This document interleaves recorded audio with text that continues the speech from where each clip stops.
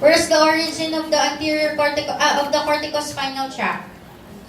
60% from the primary motor cortex and 40% from the primary sensory. It would decussate where? Medullary pyramids, okay? For the lateral corticospinal tract. The anterior corticospinal tract would decussate within the spinal cord. And the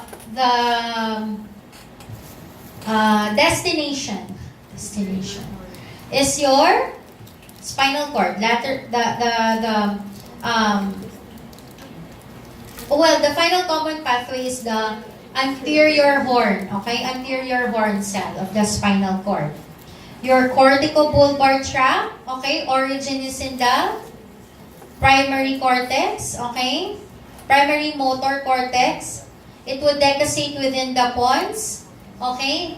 Destination is the anterior horn cell of the cranial nerve 5 and 7. And some in the other cranial nerves, okay? Corticobulbar. Your major sensory. Anterolateral system. Your origin is in the dorsal root ganglion. Dorsal root ganglion. It would decussate in the cord. Ventral commissure of the spinal cord. And the destination is your primary sensory cortex. Okay? Brodmann's area 3, 1, 2. Okay? Dorsal column lemniscal pathway. Your origin is in the dorsal root ganglion. It would not enter the Lissauer's tract but instead go directly to the posterior funiculus to go up the decussate in the medulla, in your gracile nucleus and your cuneate nucleus. And would go as medial lemniscus to your primary sensory. Okay? Last is your trigeminothalamic tract. Okay, your dorsal root ganglion again, via your gastrial ganglion. Okay, it would decussate in the pons. Okay? And the final common pathway is your primary sensory cortex. In here, it would terminate in the VPL of the thalamus and VPM of the thalamus. Gets? We're done. Almost. Konti na lang. Kasi na ba yun? Okay. Last. I would just go, since we are on the court, you're done with this. That's the only major sensory and major motor fiber tracts that I want you to memorize and put it inside your heart. Okay? Next. Kaya pa? Kaya niyo yan. Okay. We'll go to the cord, the somatotopic the organization of the fiber tracts in the cord. Okay? I will just give you some other fiber tracts that are nice to know. Okay? Central cord. Your central cord is obliterated on the second decade of life. Okay? So it's not in the histology. Kita ko si doktora. Sorry ha. Napansin ko. Bigla siya, ang cute ng raw reaction. Okay. Wow. So, your central cord is obliterated in the second decade of life, such that in the histology, kapag matanda na, nawawala na yung central cord. Central canal. Okay? Okay. Okay. Let's go first to the descending. Descending. Okay. Descending. What's your primary descending pathway? Corticospinal tract, lateral, and anterior. Okay? This is your corticospinal tract. This is your anteromedian fissure, posteromedian fissure. Okay? Gets? your anterior corticospinal tract, lateral corticospinal tract, your arm, and your leg. Okay? Next, major descending pathway as well that I haven't told you about, rubrospinal tract. Okay. Rubrospinal tract is here.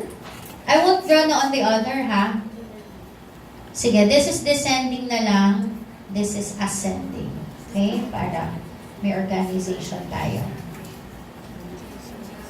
Your rubrospinal tract. Okay? So, I'll just draw here, ha? So, the rubrospinal tract would innervate the flexors of the limbs. In the normal setting,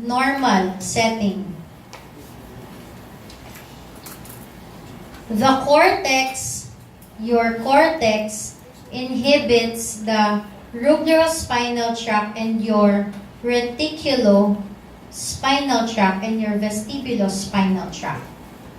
Okay, rubrospinal tract is for the flexors. Reticulospinal tract and vestibulospinal tract are for the extensors. They are both inhibited.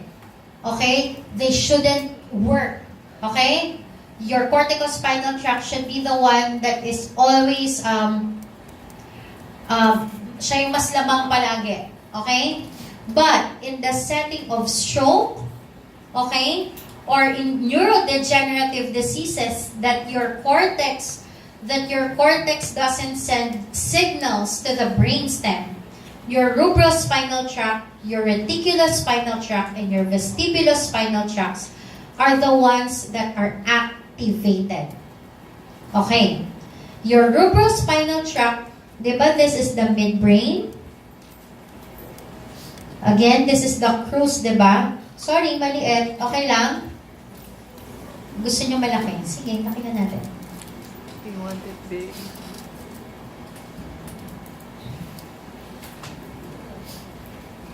Ako nagdodrawing. Okay pa kayo?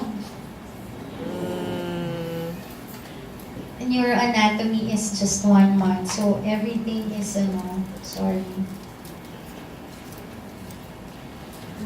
Okay, your rubrospinal tract comes from the red nucleus of your midbrain. Diba? This is the crus cerebri. What is the fiber tract that goes in the crus cerebri? Corticospinal tract, diba? Just above it is your red nucleus. It's like an eye.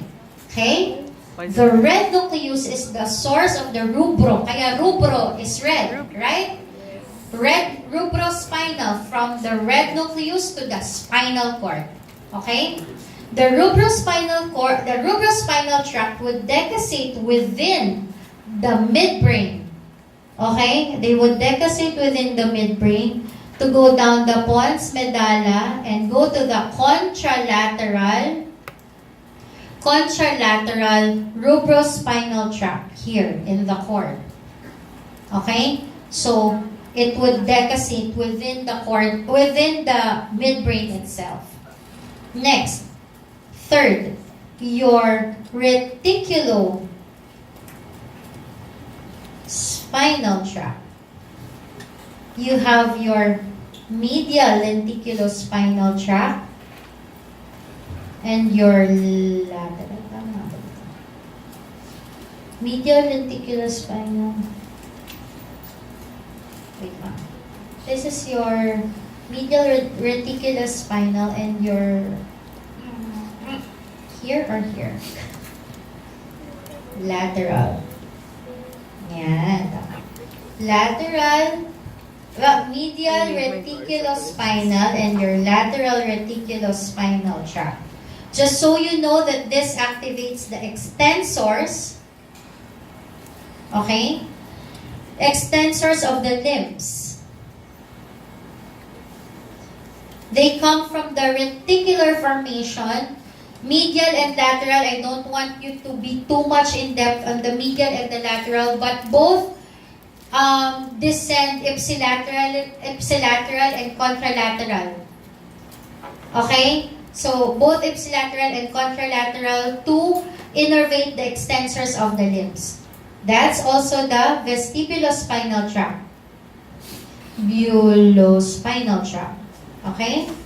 This is your medial vestibulospinal tract and your lateral vestibulospinal tract. Okay? So, in the setting of stroke, if the lesion is above the red nucleus, okay? If the lesion is above the red nucleus, the patient, if it's above the red nucleus, the patient would have, so activated pa yung rubrospinal. So the patient would have decorticate rigidity. So paano yung decorticate? Naka-flex siya. Okay? Because activated pa yung rubrospinal if it's above the red nucleus. But if it's below the red nucleus,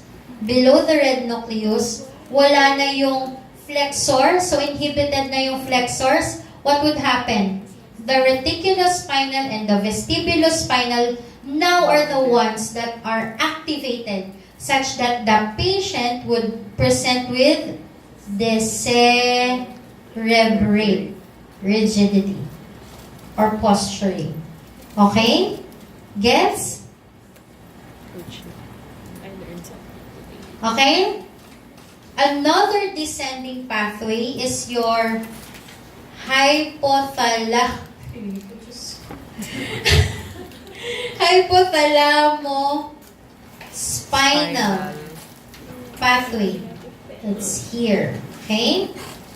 Diba you know the autonomics is this one? Diba dito siya? It would go here in the hypothalamus spinal, from your hypothalamus to the spinal cord. It's ipsilateral. Ipsilateral to. Okay, I want to talk about spinocerebellar, pero mukhang ano na kayo. Okay, last, ascending. For your ascending fiber tracts, you have your anterolateral system, your dorsal column lemniscal pathway, and your cord na to. So, wala ditong trigeminothalamic tract. Your spinocerebellar pathways. Kaya nyo pa, spinocerebellar? You have four. Okay, we'll talk about it in the cerebellum na lang, the spinocerebellar pathways. Just so you know that these are the three main ascending fibers of the spinal cord. Okay? Summary. We talked about okay, last na. Sige. I can sense your already. Paper pro. Yeah, hindi siya pro. Okay. Major descending fibers.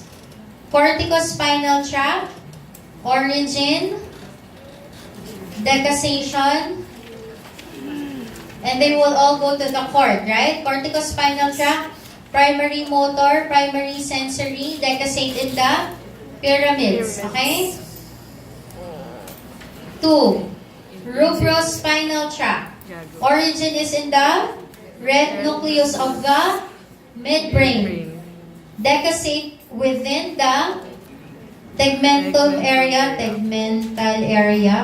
of the midbrain. Okay?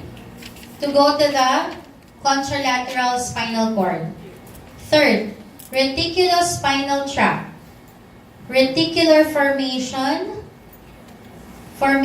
of the pons and the medulla. Okay? Some would decussate, some would not. Okay? So some, I don't want to bother you much kasi anyway, sige, some would decussate, some would not. to land in the spinal cord. Okay? And lastly, your vestibulospinal tract from the vestibular nucleus of the pons and medulla. Okay? Some would decussate, some would not. Okay? Your corticospinal tract is the voluntary motor. Your rubrospinal tract is the flexor, activates flexion of the limbs. Reticulospinal, vestibulospinal for extensors. Okay? Last is the hypothalamo-spinal. Your origin is the hypothalamus. It would not decussate. Goes ipsilateral to the spinal cord. Okay? Okay. Next week, we'll go with the, wala tayong class ng 9, right? Yes. So, we'll go on 11, cortex. I'll do the cortex and the limbic system, some of the fiber tracts, okay? And after that, we'll go with brain cutting. Okay? You're good? Master the tracts. Okay? You would never go wrong with the tracts. Assignment ko sa inyo would be spinal cord disorders. Yay. Your bronchicord syndrome, syringomyelia, anterior spinal artery syndrome, Friedreich's ataxia, okay? It's all in Snell. Welcome to med school. Okay? You're good?